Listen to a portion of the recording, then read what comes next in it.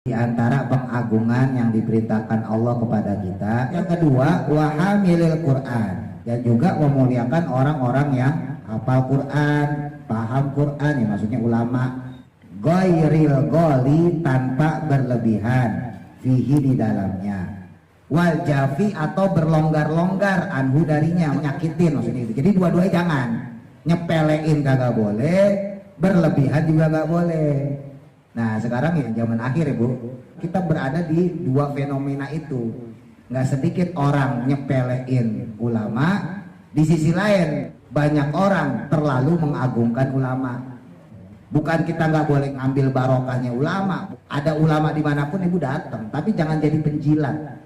Jadi mengagungkan ulama untuk meninggikan diri kita, itu kan penjilat namanya.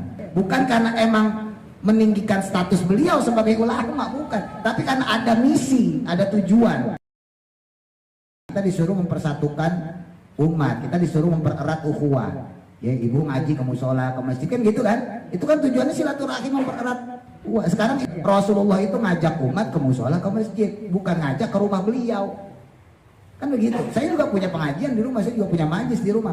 Tapi tetap ibu saya ajarin di musola. Kan begitu. Kalau mau saya pindahin lagi ke rumah. Malam Sabtu nggak usah ngaji di musola, ngaji di rumah. Ini hari Sabtu sore nggak usah ngaji di sini, ngaji di rumah saya. Kalau kayak gitu, yang untung siapa? Saya. Musola dapat untung nggak? Nggak dapat, siarnya nggak ada. Maka musola terbengkalai, masjid terbengkalai. Bagus siar bagus, tapi ingetin bahwa kita punya musola, kita punya masjid. Ya, ajak giring anak kita, cucu kita, giring ke masjid, giring ke musola, ramein.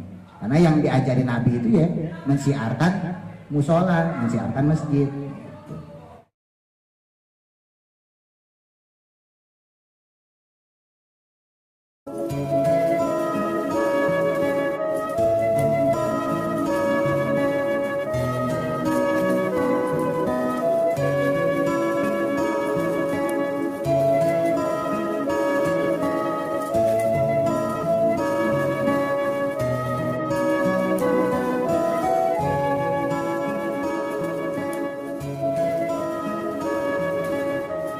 Ada 9 yang atas.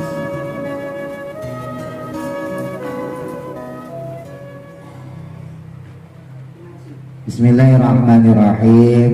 Rawahu, meriwayatkan hadis Abu Dawud, Imam Abu Dawud dengan kitab sunannya dengan nomor hadis 4843. Qala, bersabda Rasulullah sallallahu alaihi wasallam, inna min ijlalillah, sesungguhnya di antara pengagungan kepada Allah, yang pertama itu ikrama zisyaibah, yaitu memuliakan orang yang sudah sepuh, al muslimi, yang muslim. Jadi di antara pengagungan yang diperintahkan Allah kepada kita, satu, memuliakan orang yang sepuh. Ya, sebetulnya kalau saya nih ketemu ibu, saya harusnya cium tangan. Kan ibu lebih tua, harusnya cium tangan saya. Cuman kan saya kalau cium tangan ke ibu pasti ibu malu kan. Iya kan gitu.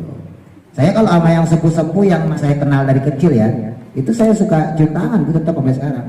Kalau di sini ada Aki Andi ya kalau pembanding enggak, saya harusnya cium tangan harusnya. Cuman kan takutnya dia malah pakai wo kan gitu. Mama Sutar kan, Tuan Mas Sutar ya, saya nggak cium tangan kalau jamaah sini ya. Tapi kalau pakai Aki Andi itu saya cium tangan.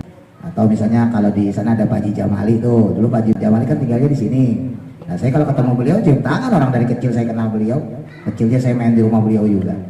Karena kalau tahu Pak Haji Malik misalnya, kenal saya, jadinya kalau ketemu ya cium tangan. Tapi kalau yang bapak-bapak lain ya belum tentu gitu, karena kenalnya udah gede. Dan saya takutnya dia sungkan kalau saya cium tangan, gitu kan ada orang kayak gitu. Nah, tapi kalau secara umum diantara adab itu yaitu memuliakan orang yang sudah sepuh. Terus yang kedua, wahamilil Quran, dan juga orang yang hafal atau yang paham tentang ayat-ayat Quran. Ghairil ghali, tanpa berlebihan, fihi di dalamnya. Jadi yang kedua, selain memuliakan orang yang sepuh, dan juga memuliakan orang-orang yang hafal Quran, paham Quran, ya maksudnya ulama, ya guru-guru, kiai-kiai gitu ya. Nah, Kalau saya mah bukan ulama, saya mah bukan guru, bukan ustadz. Sebetulnya juga saya bukan guru ngaji ibu. Saya nggak mau sebetulnya dianggap guru ngaji ibu, saya nggak mau. Kalau yang anak-anak kecil saya ngerasa saya guru ngaji mereka. Gitu. Tapi kalau ibu mah guru ngajinya yang dulu-dulu. Ya, kalau saya mah cuma bagian ngebengkel doang. Ya. Ngebengkel, ibarat motor, mobil, ya kan udah rusak, masuk bengkel. Nah saya yang benerin. Yang bikin bukan saya, yang bikin guru-guru ibu itu dulu. Ya, kalau anak-anak, nah itu kan mereka memang sama saya. Dari nol. Ya. Jadi kalau ibu sebetulnya nggak usah manggil saya ustadz, kalau bukan gurunya ibu kok. Ya, ibu nggak usah manggil ustadz. Ya apa kek, mas kek biar keren. Ya, mas. Ya, dia Pak ini sudah popo lah. Ya. Sebetulnya jangan ustadz, kalau saya bukan guru ibu kok. Ngebengkel. Lagi servis. Yang ngajarin ibu kan yang dulu-dulu. Kita belajar udah bisa kan? Iya lah saya. Masa? Yang benerin Bapak Ustadz, benerin. Goiril goli itu. Nah tapi nggak boleh berlebihan. Boleh kita memuliakan tapi jangan berlebihan. Fihi di dalamnya. Wal jafi atau berlonggar-longgar anhu darinya. Maksudnya nggak berlebihan tapi juga nyakitin maksudnya itu. Jadi dua-duanya jangan.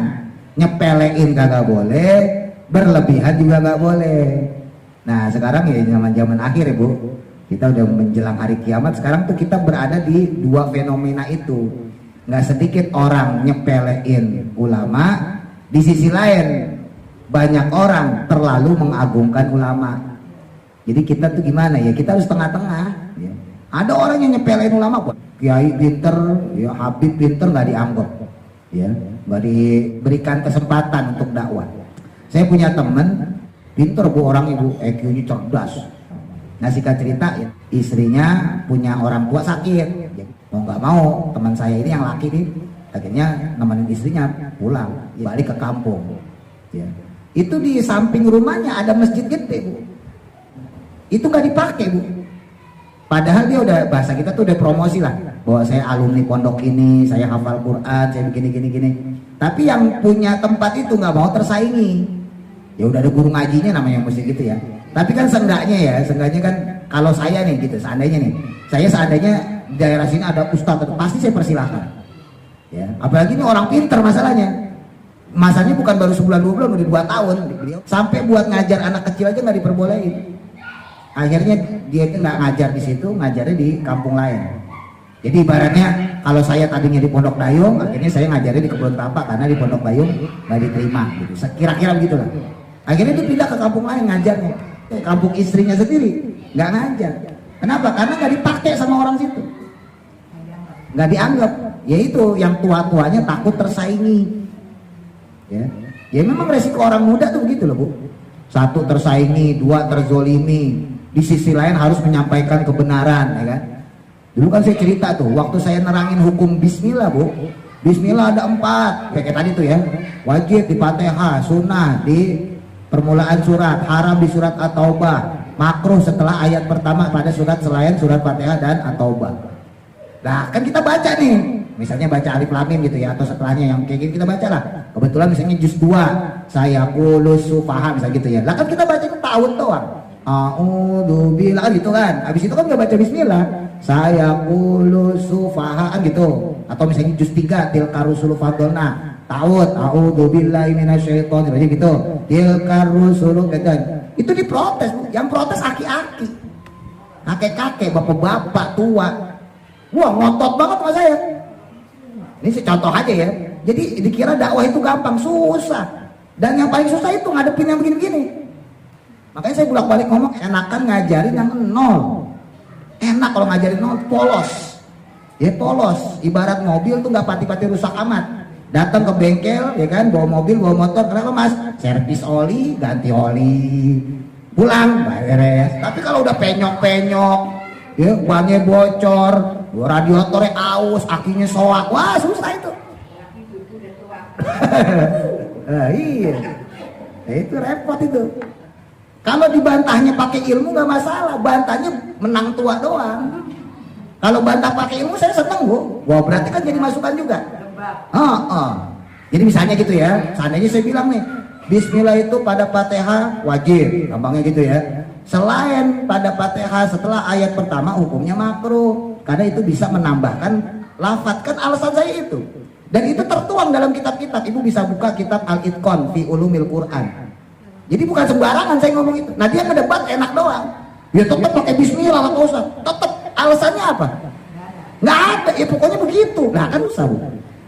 Alasannya begitu dia bilang. Ayo. Makanya Imam Syafi'i bilang saya berani berdebat, berdiskusi, ngebantah, melawan argumen, berhujah dengan 1000 ulama sekaligus sekalipun. Itu kata Imam Syafi'i. Tapi saya nyerah kalau berdebat dengan satu orang bodoh. Ya. Imam Syafi'i yang ngomong lah, Imam Syafi'i aja nyerah. Kalau untuk berdiskusi, berhujah, berdalil, berargumentasi dengan 1000 ulama, saya siap. Tapi saya akan nyerah, saya nggak mau kalau berdebat dengan satu orang bodoh. Karena kalau orang bodoh cuma tarik urat. Harusnya begini, ditanya dalilnya apa? Alasannya apa? Ya tadi kayak ibu sedekap sebelum saya kasih tahu. Ibu sholat sedekap, Allahu Akbar. Ya, kan kita cuma ngikutin doang. Kalau ditanya itu apaan? Ya dari dulu begitu Pak Ustaz. Iya kan? Terus saya kasih tahu itu madzhab kita Syafi'i. Oh, madzhab Syafi'i ya sedekap. Maliki lepas gitu kan. Terus ketika kita itidal, sami Allahu liman hamidah sedekap. Kenapa ada yang sedekap? Kenapa ada yang lurus? Oh, kalau yang lurus berarti pakai Imam Rafi'i. Kalau sedekap pakai Imam Nawawi.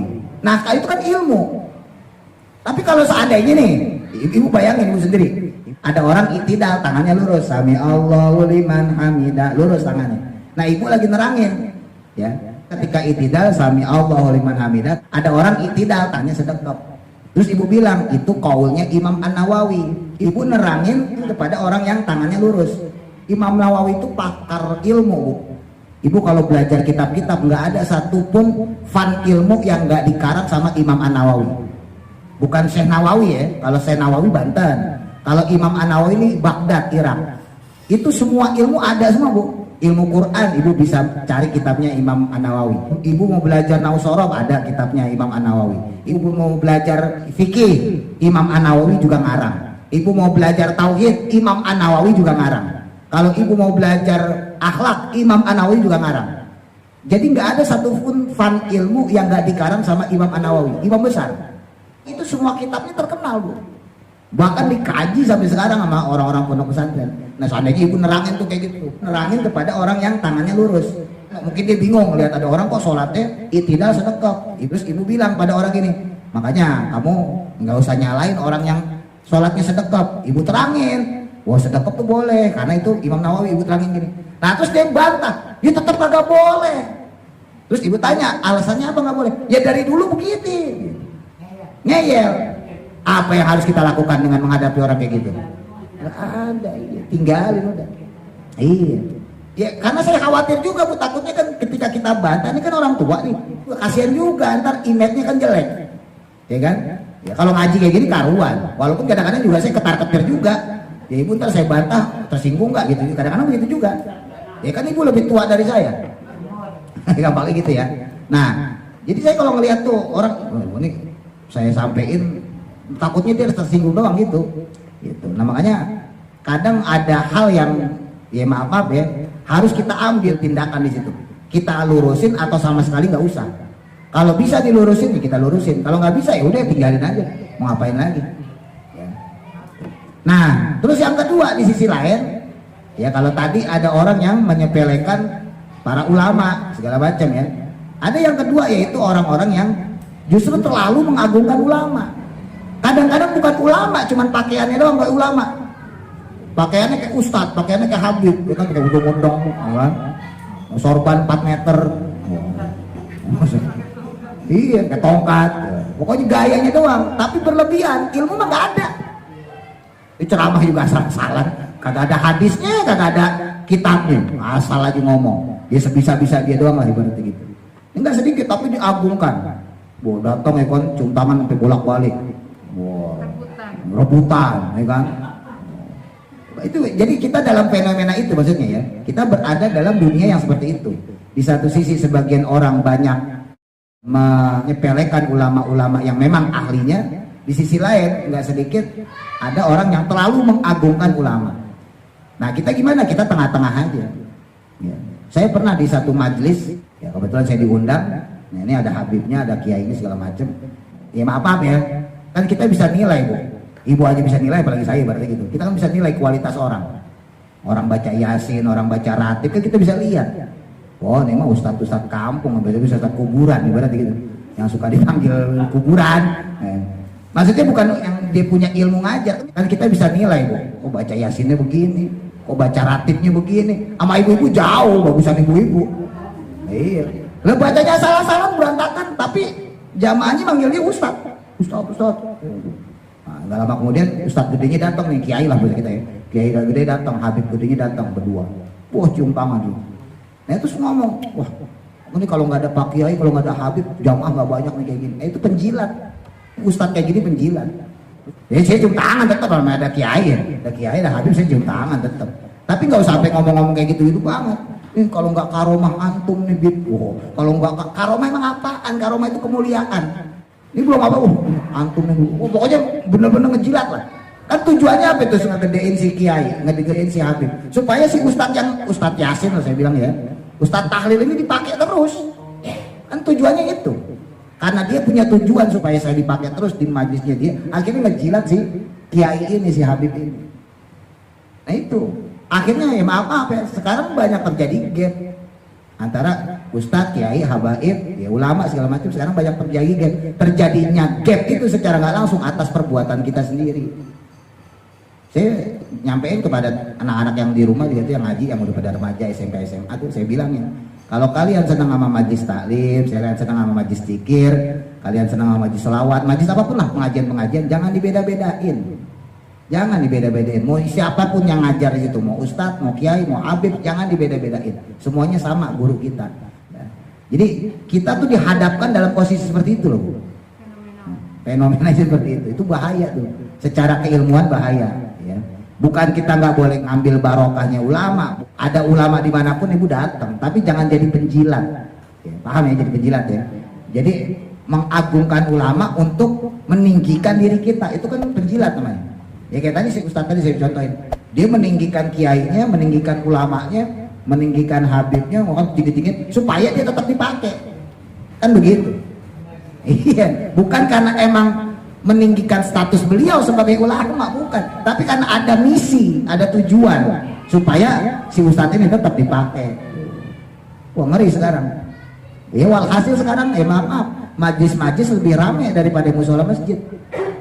Kenapa? Ya tadi orang kiainya, ustadznya, habibnya diajak ke rumah, ke majlis, bukan ke musola, bukan ke masjid. Itu fakta Bu.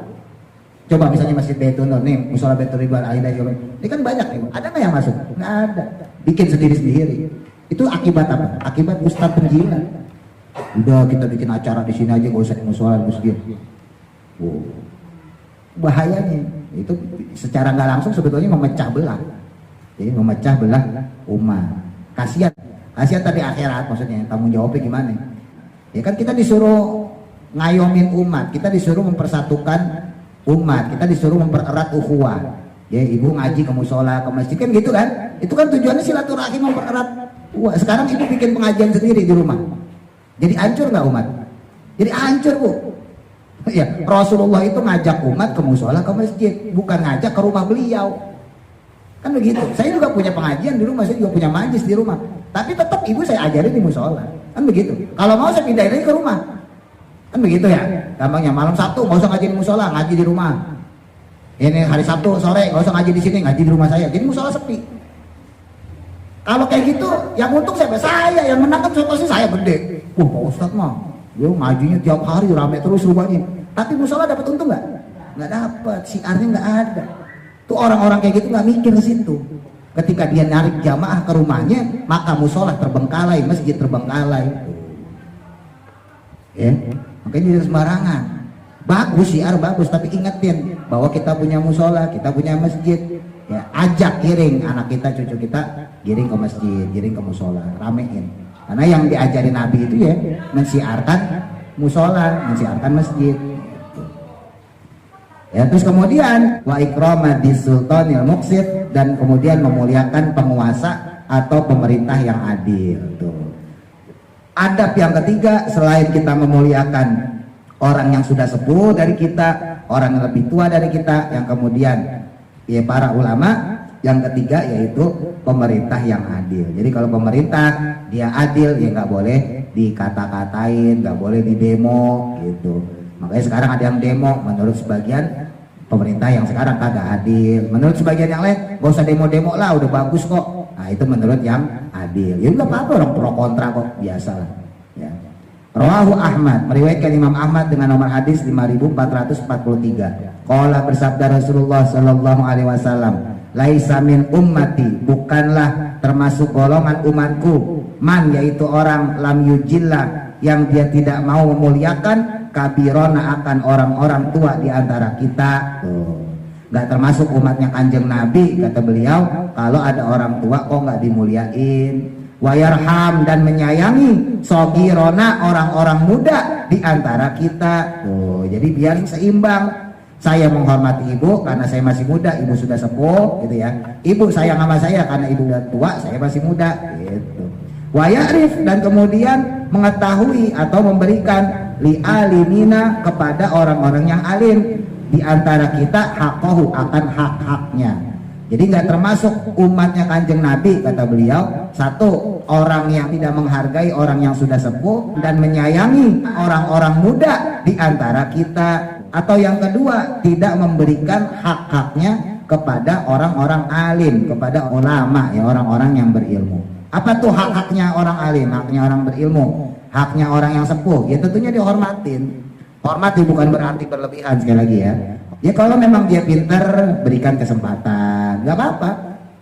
Saya waktu itu bilang, Pak Bandi misalnya pengurus musola, saya sama jamaah juga sering ngomong, seandainya ada ustadz pindah di sini, gitu ya, ada orang baru ustadz pindah, pasti kita persilahkan ngajar. Atau dia lebih pintar dari saya bisa gitu, silahkan ngajar, nggak apa-apa. Saya nggak ngajar malam Sabtu, nggak apa-apa. Malam Sabtu nih sore, ntar dia ngajar, nggak apa-apa. Jadi Islam tuh harus begitu, harus memberikan kesempatan pada orang lain. Jadi jangan kokoh lah gitu ya, dia aja gitu, jangan. Ya karena dakwah itu nggak bisa begitu. Kadang-kadang orang tuh bisa nerima si A, ya tapi nggak bisa nerima si B. Di sisi lain ada orang yang bisa nerima si B tapi nggak bisa nerima A gitu loh. Ya, jadi seperti pembahasan kemarin tuh ya, kalau ibu nyampein sesuatu, nasehatin sesuatu, ya harus dicari formula yang tepat. Ibu punya anak 2, 3 kan sifatnya nggak sama bu, gampangnya gitu ya. Nah ibu harus tahu cara mendekati anak-anak tersebut. Si A karakternya begini nih, oh berarti saya nasehatinnya kalau dia lagi begini. Oh si B anaknya begini nih, maka saya nasihatinnya kalau si B lagi begini gitu ya. Si C begini nih wataknya, saya nasihatin si C kalau dalam posisi begini.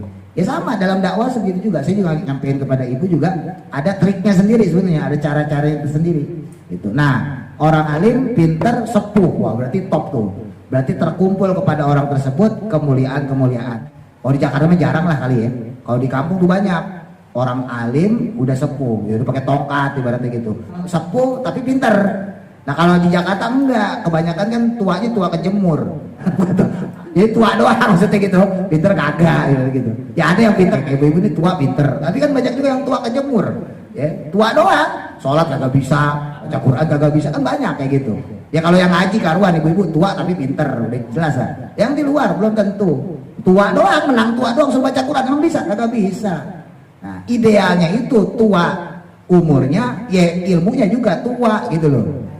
Banyak kan begitu, makin tua kan kalau kelapa tuh, makin banyak santannya kan gitu ya. Iya harusnya begitu.